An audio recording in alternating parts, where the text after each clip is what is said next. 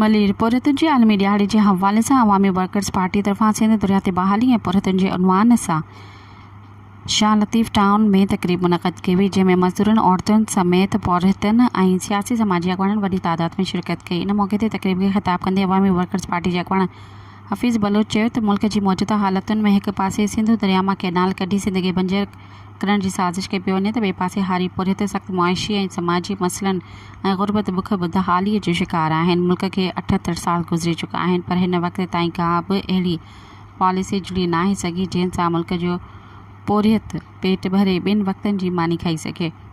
नुमाइशी तौरु हुकूमत मज़दूरनि जी मसइलनि ख़ासि तौर ते पघारनि में वाध जी ॻाल्हि नथी करे, पर अमली तौर ते को बि क़दम नथो खयो वञे।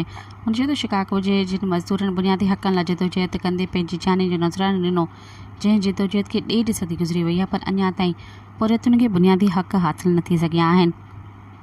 इन सिलसिले में पुरतुनि खे मुतहद मुनज़्ज़म करे हक़नि जी हासिलात लाइ जदोजहद करणी पवंदी। एडवोकेट मुख्तियार राणो चयो त अञा ताईं पुरतुनि खे लेबर लॉ जा फ़ाइदा हासिल नाहिनि थी सघिया ऐं न ई रोज़गार जो तहफ़ुज़ आहे ऐं न ई बुनियादी हक़ मिली रहिया आहिनि। हुन चयो त जेसीं ताईं पोरियत ख़ुशहाल न थींदो, मुल्क तरक़ी न कंदो। लेक्चरार आर्ट्स सनोबर शाह चयो त पोरियत ख़ासि तौर ते औरतुनि पोरियतुनि जा मसइला बि ॾींहों ॾींहुं वाधारो अची रहियो आहे। हिरासा करणु, ब्लैकमेलिंग, अदम तहफ़ुज़ जे सबबु पोरियत औरत शदीद परेशानी में मुब्तला आहे। क़ानूनी तौर ते खेसि तहफ़ुज़ हासिल न आहे।